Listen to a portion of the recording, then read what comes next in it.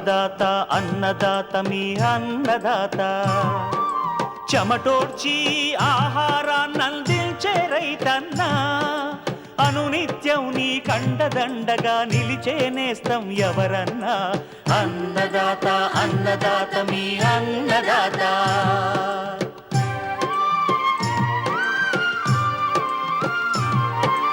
నూతన రీతుల సాగుబడికి నూరింతలు పెరిగే దిగుబడికి సూచనలిచ్చే సస్య రక్షణకు పశు పోషణకి శాస్త్ర విజ్ఞానం అందించి ముందుకు నడిపే తెలుగు రైతు భారతదేశానికి మకుటం అయ్యేలా తీర్చిదిద్దే ఆశయంతో మిమ్ము మేలు కొలిపేది అన్నదాత అన్నదాత అన్నదాత మీ అన్నదాత అన్నదాత అన్నదాత మీ అన్నదాత. అన్నదాత ప్రేక్షకులకు నమస్కారం. ఈనాటి ముఖ్యాంశాలు: వేసవి మొక్కజొన్న సాగులో యాజమాన్య పద్ధతులు, మిరపను నష్టపరుస్తున్న నల్లతామర పురుగులు సమగ్ర నివారణ, మామిడికాయలకు చీడపీడల నుంచి రక్షణనిచ్చే ఫ్రూట్ కవర్లు, ఇంకా జై కిసాన్ వ్యవసాయ సమాచారం.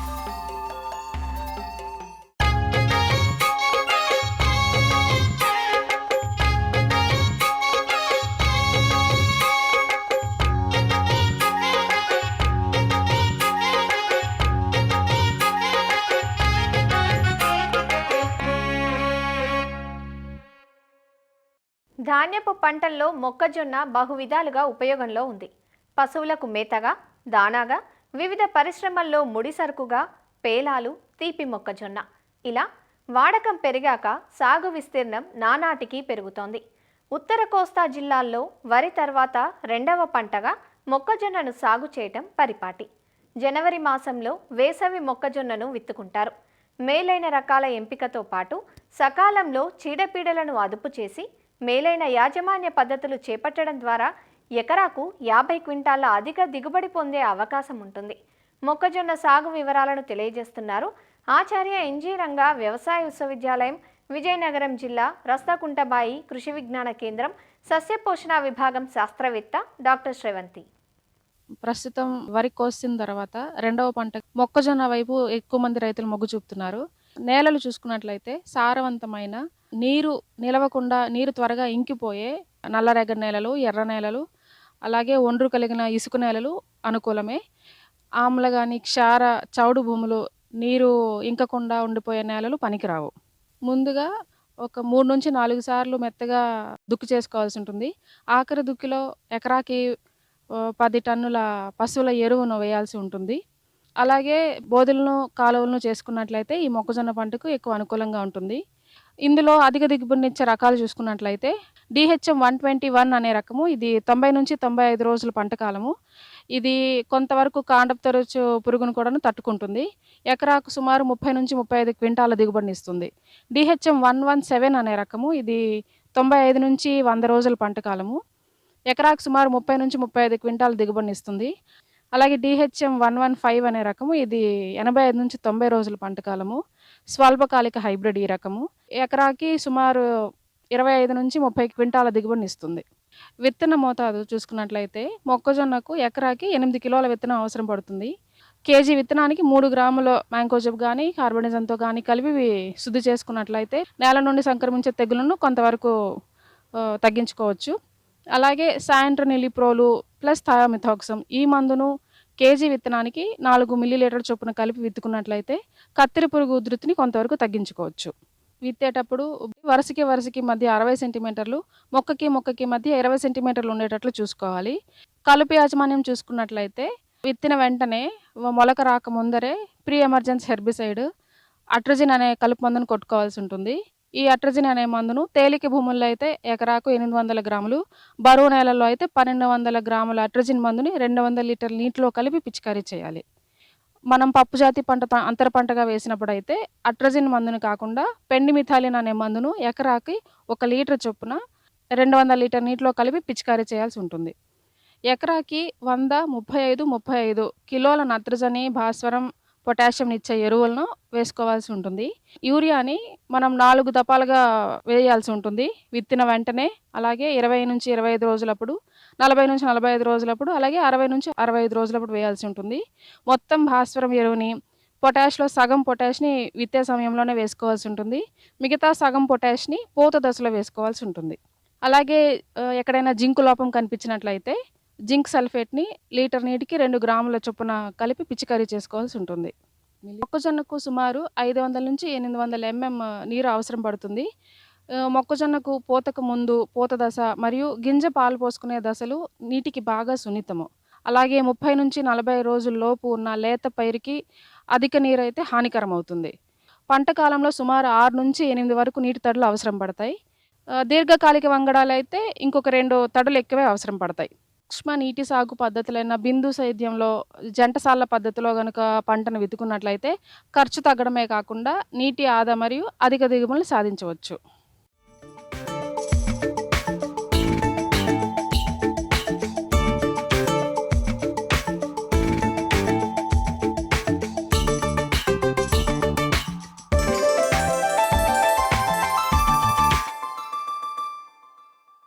మిరప సాగంటే తెలుగు రైతులకు మమకారం ఎక్కువ. అందుకే మిరపను ముద్దుగా ఎర్ర బంగారంగా పిలుచుకుంటూ ఉంటారు. ఇటీవలి కాలంలో మిరపకు చీడపీడల ఉధృతి పెరిగింది. వీటిని నివారించుకోవడానికి విచ్చలవిడిగా పురుగు మందులను పిచికారీ చేస్తున్నారు. ఫలితంగా పెట్టుబడి ఖర్చులు భారమవుతున్నాయి. మందుల అవశేషాలు ఆరోగ్యానికి చేటు చేస్తున్నాయి. ఇటీవలి కాలంలో మిర్చి రైతులకు తలనొప్పి వ్యవహారంలా మారిన పురుగు నల్ల తామర పురుగు. గత 4 సంవత్సరాలుగా మిరప రైతులకు కంటి మీద కునుకు లేకుండా చేస్తోంది.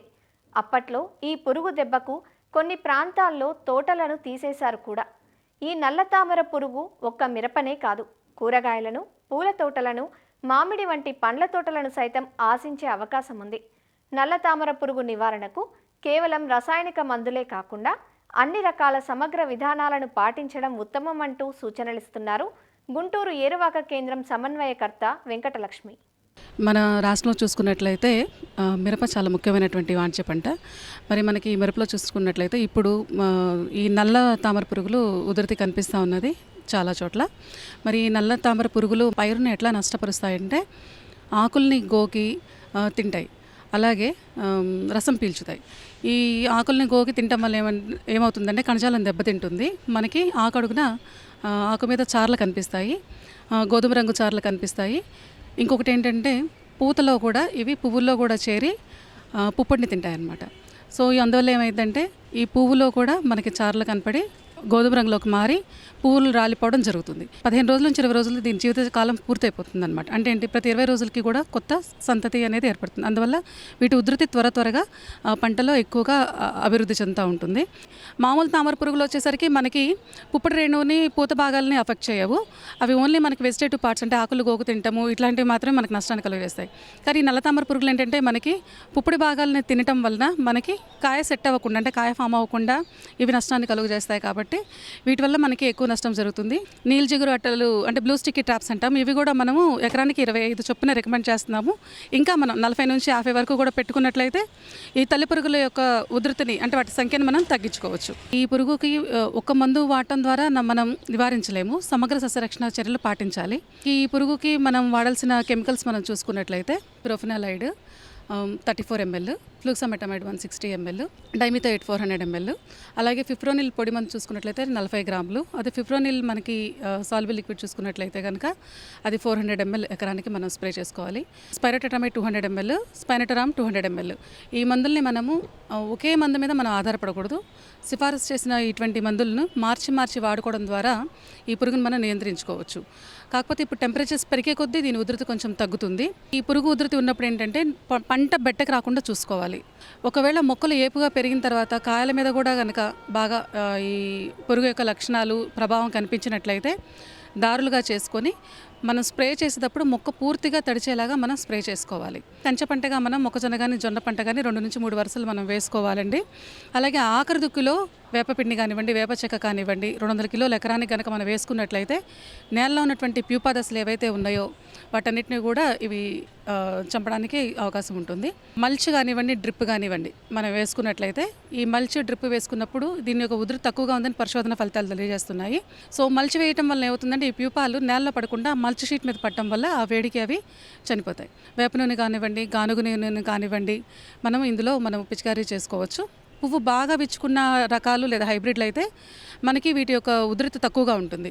ఎందుకంటే అవి విచ్చుకోవటం వల్ల పురుగులు బయటకు వెళ్ళిపోతాయి. అది క్లోజ్డ్గా ఉన్న ఫ్లవర్ అయితే కనుక పుప్పొడి భాగాలకి దగ్గరగా ఉంటాయి కాబట్టి అవి పుప్పొడిని ఆశించడం వల్ల, పుప్పొడి మీద దాడి చేయడం వల్ల, అంటే పుప్పొడిని తినేయటం వల్ల మనకి నష్టం ఎక్కువగా కలుగుతుంది. సో మన రైతు సోదరులందరూ కూడా ఇలాంటి జాగ్రత్తలు కనుక మనం తీసుకున్నట్లయితే ఈ నల్లతామర పురుగుల వల్ల వచ్చే నష్టాన్ని అరికట్టుకోవచ్చు. ఇంకొకటి ఎప్పుడు ఎర్లీ సోయింగ్స్ అండి. ఎర్లీ సోయింగ్స్ చేసుకున్నట్లయితే కనుక మనకి అక్టోబర్ లాస్ట్ వీక్ నుంచి నవంబర్ ఫస్ట్ వీక్ మధ్యలో ఈ ఉధృతి మనకి స్టార్ట్ అవుతుంది ఈ నల్లతామర పురుగులు. మనం ఈ లోపు కనుక మనకి ఫస్ట్ ఫ్లవరింగ్ కనుక వచ్చేసినట్లయితే మనకి నష్టం తక్కువగా ఉంటుంది. ఒకవేళ ఫస్ట్ ఫ్లవరింగ్ అప్పటికే ఈ పురుగు లక్షణాలు కనిపించినట్లయితే, పురుగు ఆశించడం కనిపించినట్లయితే 60% కన్నా ఎక్కువ నష్టాలు కలిగించినట్లుగా మనం పరిశోధన ఫలితాల్లో చూస్తూ ఉన్నాము. కాబట్టి మనం వేసుకునేటువంటి రకము లేదా హైబ్రిడ్, అలాగే మనం తీసుకున్నటువంటి ఆరోగ్యవంతమైన నారు, అలాగే వేసవి లోతు దుక్కులు, చివరి దుక్కులో మనము వేపపిండి వేసుకోవడము లేదా వేప చెక్క వేసుకోవడము, అలాగే కంచె పంట వేసుకోవడము, ఇలాంటివి ప్లాస్టిక్ మల్చ్ వేసుకోవడం కానివ్వండి, ఇలాంటి చర్యలు పాటించడం ద్వారా సమగ్రంగా మనము ఈ నల్లతామర పురుగుల్ని అరికట్టుకోవచ్చు. పికింగ్స్ అవుతూ ఉన్నాయి. ఇంకా మనకి పంట ఉంటుంది కాబట్టి, ఇంకా 2 నెలల పాటు ఉంటుంది కాబట్టి మనకి ఇంకా హార్వెస్టింగ్ జరుగుతూ ఉంది కాబట్టి మీరు రైతులు చేయాల్సింది ఏంటంటే మనం సిఫారసు చేసినటువంటి పురుగు మందులు మాత్రమే వాడాలండి. పురుగు మందు కొట్టిన తర్వాత తగిన సమయాన్ని పాటించిన తర్వాత మనం కోతలు తీసుకోవాలండి. ఈ చర్యలు మనం పాటించినట్లయితే ఈ నల్లతామర పురుగు యొక్క నష్టాన్ని మనం తగ్గించుకోవచ్చు.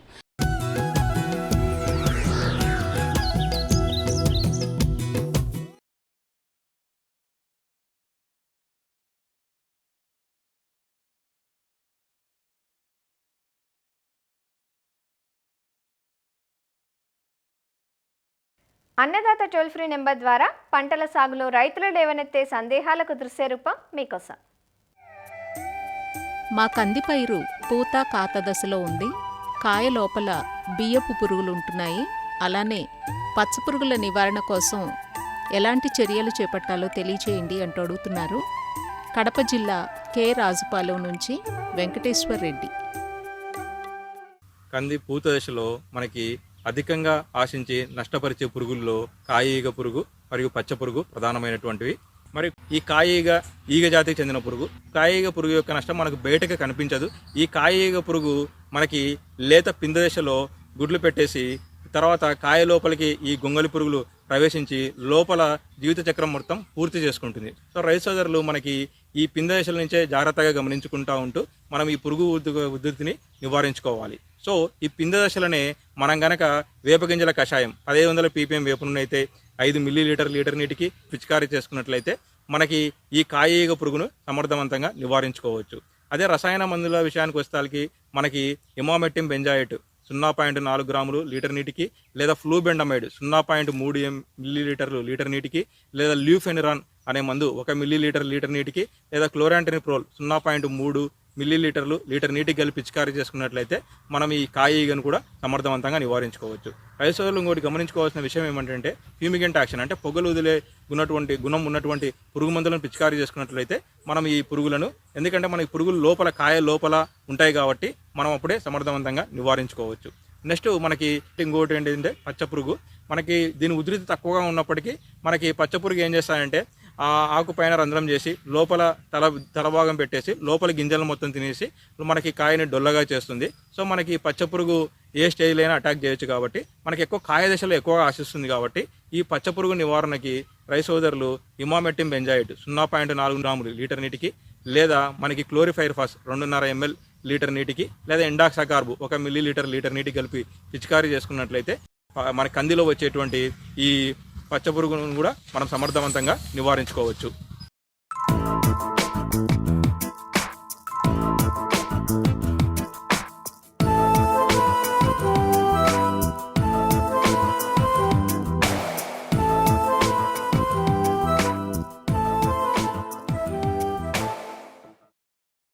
ఇటీవలి కాలంలో పండ్ల తోటల రైతులు ఎదుర్కొంటున్న ప్రధాన సమస్య పండు ఈగ. గత కొంతకాలంగా అందరం అమితంగా ఇష్టపడే మామిడి పండ్లను తినడానికి కూడా ధైర్యం చాలట్లేదు. కాయలు బయటకు చూస్తే బాగానే ఉన్నా కోసి చూస్తే బియ్యపు పురుగుల్లాంటి చిన్న చిన్న పురుగులు ఉండటమే ఇందుకు కారణం. అదే పండు ఈగ. ఎరలను పెట్టి ఈ పురుగులను ఎంతో కొంత అదుపు చేసుకోగలిగినా ఇటీవలి కాలంలో అందుబాటులోకి వచ్చిన పండ్ల కవర్లు మామిడికి మరింత ఉపయోగంగా ఉంటున్నాయి.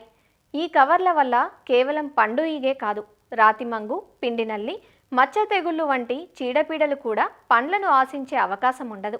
అయితే మామిడి దఫదఫాలుగా పూత వస్తూ ఉంటుంది. మరి అలాంటి సమయంలో ఎప్పటి వరకు కవర్లను కట్టుకోవాలి, దీనివల్ల కలిగే ప్రయోజనాలేమిటి వివరిస్తున్నారు వైఎస్ఆర్ ఉద్యాన విశ్వవిద్యాలయం నూజివీడు మామిడి పరిశోధనా స్థానం ప్రధాన శాస్త్రవేత్త డాక్టర్ కనక మహాలక్ష్మి. తోటల్లో మనం చూసుకున్నట్లయితే ఇప్పటికే పింద రావటం అనేది మనం చూస్తూ ఉన్నాము. మరి కొన్ని తోటల్లోనేమో పూత వస్తుంది, పింద అక్కడే ఉంటుంది, అన్నీ ఉంటున్నాయి. మరి అలాంటి సమయాల్లో దఫదఫాలుగా పూత వస్తున్నప్పుడు మనకి ఎప్పుడు మనం మందులు కొట్టాలి, ఎలాగా మరి కవర్లు కట్టిన తర్వాత కూడా మందులు కొట్టొచ్చా అని కొంతమంది రైతులు అడుగుతూ ఉన్నారు.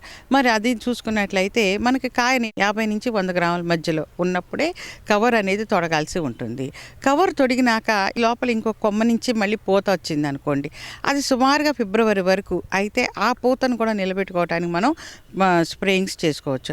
అంతేగాని మార్చి ఏప్రిల్లో వచ్చిన దానికోసం మనం కాయలకి కవర్లు కట్టినాక మార్చి ఏప్రిల్లో వచ్చిన పూత గురించి మాత్రం మళ్ళీ మనం స్ప్రేయింగ్స్ తీసుకోవద్దు.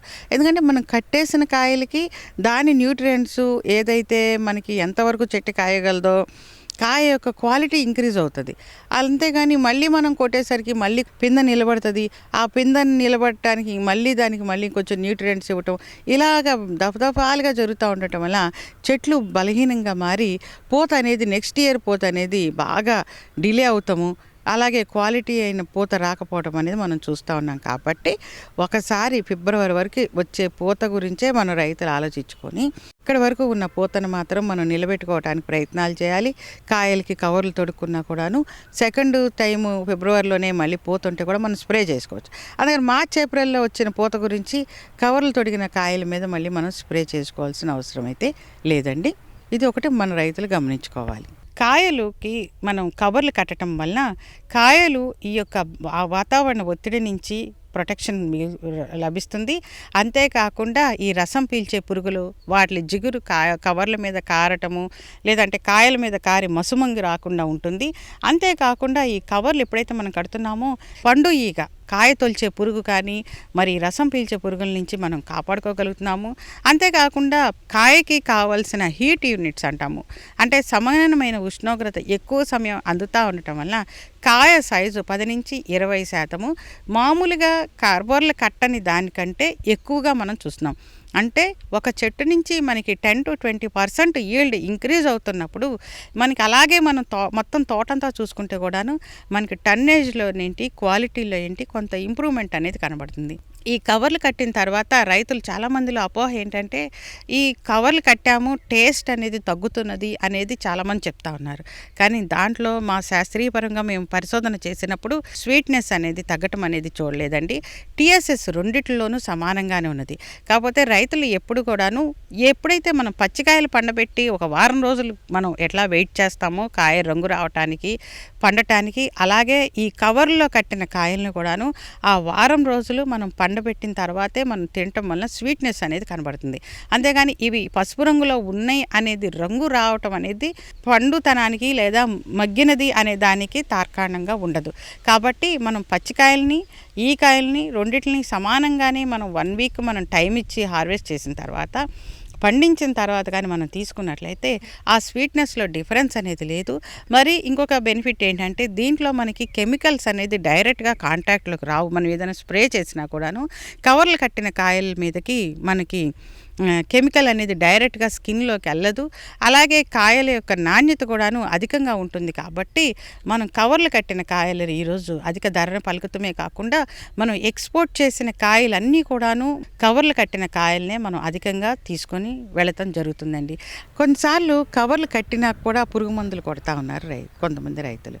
కవర్లు కట్టేసినాక మనకు పురుగు మందులు పెద్ద అవసరం ఉండదు. అసలు మనకి కవర్లు అనే దాన్ని మనం సజెస్ట్ చేస్తుంది పురుగు మందుల యొక్క శాతాన్ని తగ్గించ పెంచుదామని. అయితే మళ్ళీ ఇంకా దాని మీద కూడా మళ్ళీ పురుగు మందులు కొట్టడం అనేది మనకి ఉపయోగకరం లేని పని. ఈ కవర్లు కట్టేటప్పుడు ఆ పైన ఉన్న తీగని మరీ గట్టిగా కడితే దానికి ఆహారం లేకుండా ఉంటుంది. లూజ్గా కడతాం వల్ల మిలీబగ్స్ కానీ ఎఫిడ్స్ కానీ ఇవన్నీ లోపలికి వెళ్తున్నాయి. కాబట్టి రైతులు గమనించుకొని దాన్ని కట్టేటప్పుడు కొంచెం జాగ్రత్తలు తీసుకొని మామూలుగా మనం టై చేసినప్పుడు కూడాను ఆ కాడ దగ్గర చక్కగా గట్టిగా కట్టుకోవాలి. అలాగే ఈ లోపల ఉన్న దీంట్లో కాయలోకి కూడాను ఏదైనా మిలీబగ్స్ కానీ ఇలా కానీ వెళ్ళే అవకాశం ఉందేమో అప్పుడప్పుడు మధ్యలో చూసుకున్నట్లయితే కవర్ల వల్ల ఉపయోగం అనేది మనం 100% పొందుతాం. అంతేకాకుండా ఈ చెట్లు మొదల దగ్గర శుభ్రంగా ఉంచుకోవటము, జిగురు బ్యాండ్స్ కట్టేయటం వల్ల పిండి నల్లి అనేది పైకి పాకకుండా ఉంటుంది. అక్కడ లోపం లేకుండా కట్టుకోవటం వల్ల మనం ఈ పిండి నల్లిని నివారించుకోవచ్చు.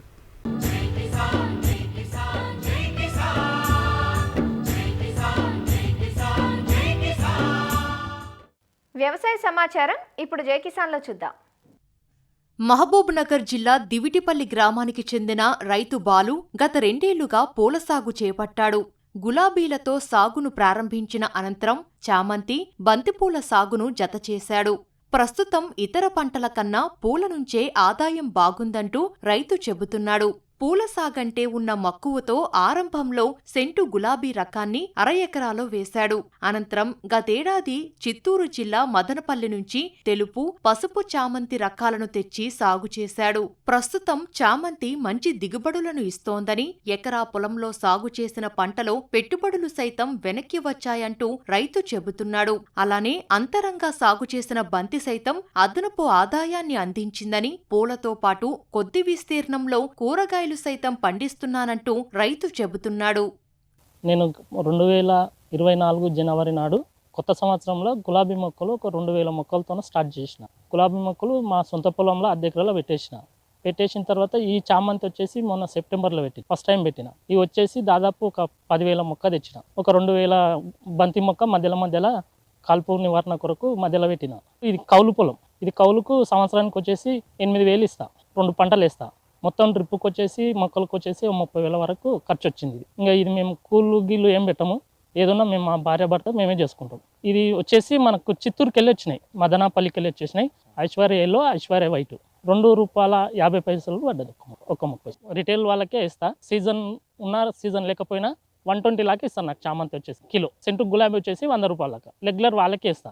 ఇట్లే బయట వాళ్ళు వచ్చినప్పుడు మాత్రం 200 కిలో ఇస్తా. ఈ తోటకాడికి వచ్చి స్వామి పూజలు ఉన్నా, అయ్యప్ప పూజలు ఉన్నా, ఎవరున్నా ఇడికి వచ్చి తీసుకొని పోతారు. నాకు బెటర్ అనిపిస్తుంది. మేమిద్దరం భార్య భర్తలు మేము చేసుకుంటాం కాబట్టి మా ఖర్చు అయితే అమ్మ వెళ్ళిపోతుంది. గులాబీకి వచ్చేసి ఒక 40,000 వరకు మొక్కలకు అయింది. తర్వాత ఒక 10 ట్రిప్పుల ఎరువు కొట్టించిన. దానికి వచ్చేసి మొత్తం 70,000 ఖర్చు వచ్చింది మిషన్తో సహా వచ్చేసి ఎకరాన్ని. చామంతి 1.5 ఎకరం పెట్టిన. మనకి చామంతికి వచ్చేసి దాదాపు 30 మిషన్కు అంటే 50,000 వరకు పెట్టుబడి పెట్టింది. దాదాపు పెట్టుబడి వరకు వెళ్ళినాయి. ఇప్పుడు వచ్చేది లాభం అన్నట్లు. బంతి అయితే దాదాపు 15,000 వరకు బంతి అమ్మిన. మంచిగా వచ్చింది బంతిలో లాభం. ఇప్పుడు చామంతి అనేది ఇంకా మనకు లాభం. పెట్టుబడి మాత్రం వెళ్ళిపోయింది. మేము చామంతి, గులాబీ, బంతి సాగు చేస్తున్నాము. కూలోళ్ళని పెట్టకుండా మేమే కష్టపడి చేసుకుంటున్నాము. 4 ఎకరాలు పెట్టినాము. చామంతి, బంతి, గులాబీ, కూరగాయలు. మార్కెట్ బాగానే మేము జడ్చలనే అమ్ముతాం. ఈ రైతు క్షేత్రం రోడ్డుకు సమీపంలో ఉండటంతో పూల అందాలను చూసేందుకు చుట్టుపక్కల రైతులతో పాటు సమీప ప్రాంతాల వారు వస్తున్నారు. పూల సాగు ఆశాజనకంగా ఉందని, సాగు చేసే యోచనలో ఉన్నామంటూ తోటి రైతులు చెబుతున్నారు. మా ఊరి అతను బాలు పూల తోట కొత్తగా పెట్టిండు. చామంతి, గులాబీ పెట్టిండు, బంతి చూడడానికి వచ్చిన మంచిగా అనిపించింది. అతనికి కూడా లాభం వచ్చిందని చెప్తున్నాడు. నేను కూడా పెడదామని ఆలోచన ఉంది. మేము ఈ తోట చూడడానికి వచ్చినాము. మాది కృష్ణా జిల్లా కొడూరు మండలం. పసుపు చామంతి వేశారు, అలాగే వైట్ చామంతి వేశారు. ఆ తోట చాలా బాగుంది, చూద్దామని వచ్చినాము. నేరుగా విక్రయించుకునే అవకాశం ఉన్న రహదారుల పక్క రైతులకు సొంతంగా చేసుకుంటే పూల సాగు మంచి లాభాన్నిస్తుందని రైతులు చెబుతున్నారు.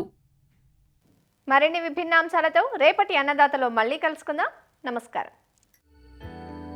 అన్నదాతలు తమ సందేహాలు, సమస్యలను 1800-425-4085 టోల్ ఫ్రీ నెంబర్లో ఉదయం 10 గంటల నుంచి 11 గంటల మధ్య పని దినాలలో సంప్రదించగలరు. ఈ కార్యక్రమాన్ని యూట్యూబ్లో www.youtube.com/annadaata ETV లింక్ ద్వారా వీక్షించవచ్చు.